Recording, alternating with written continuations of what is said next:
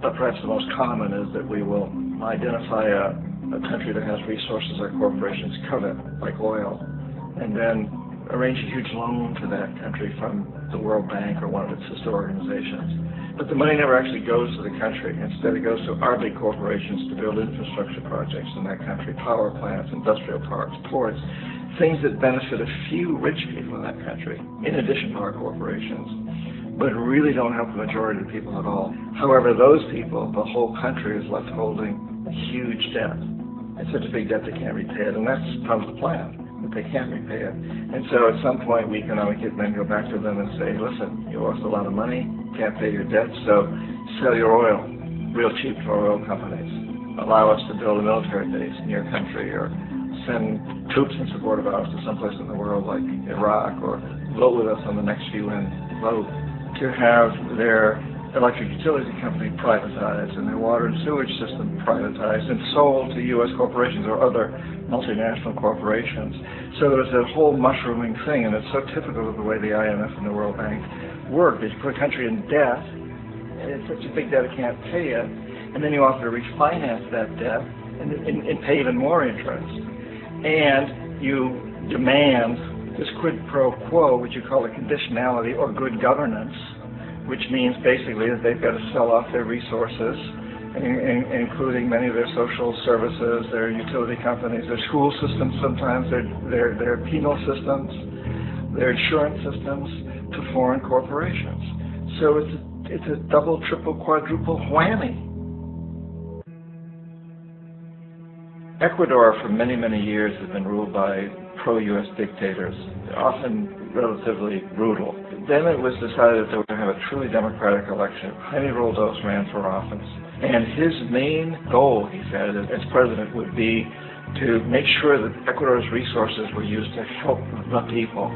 And he won, overwhelming, by more votes than anybody had ever won anything in Ecuador.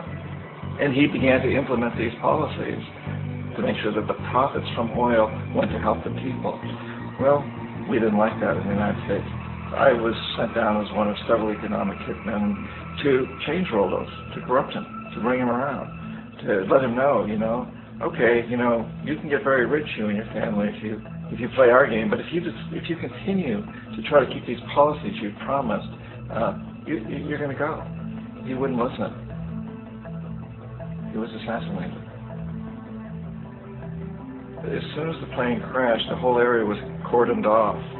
The only people that allowed in were the U.S. military from a nearby base and some of the Ecuadorian military. When an investigation was launched, two of the key witnesses died in car accidents before they had a chance to testify. A lot of very, very strange things that went on around the assassination of Jaime Roldos. I, like most people who really looked at this case, had absolutely no doubt that it was an assassination. And of course, in my position as an economic hitman, I was always expecting something to happen to Jaime, whether it be a coup or assassination, I wasn't sure, but that he would be taken down because he was not being corrupted. He would not allow himself to be corrupted the way we wanted to corrupt him. And in that way, we've really created an empire, but we've done it very, very subtly. It's clandestine. All the empires of the past were built on the military, and everybody knew they were building them. So the British knew they were building them, the French, the Germans, the Romans, the Greeks. And they were proud of it, and they always had some excuse like spreading civilization, spreading some religion, something like that. But they knew they were doing it. We don't. The majority of the people in the United States have no idea that we're living off the benefits of the clandestine empire, that today there's more slavery in the world than ever before. And in a way, our government is invisible a lot of the time, and its policies are carried out by our corporations on one level or another. And then again, the policies of the government are basically forged by the corporatocracy and then presented to the government. They become government policies. So it's an incredibly cozy relationship. This isn't a conspiracy theory type of thing. These people don't have to get together and plot to do things. They all basically work under one primary assumption, and that is that they must maximize profits regardless of the social and environmental costs.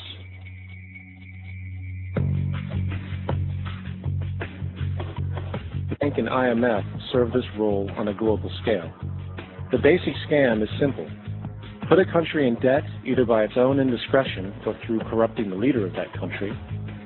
Then impose conditionalities or structural adjustment policies, often consisting of the following. Currency devaluation. When the value of a currency drops, so does everything valued in it. This makes indigenous resources available to predator countries at a fraction of their worth. Large funding cuts for social programs. These usually include education and healthcare, compromising the well-being and integrity of the society, leaving the public vulnerable to exploitation. Privatization of state-owned enterprises. This means that socially important systems can be purchased and regulated by foreign corporations for profit. In the late 1960s, the World Bank intervened in Ecuador with large loans.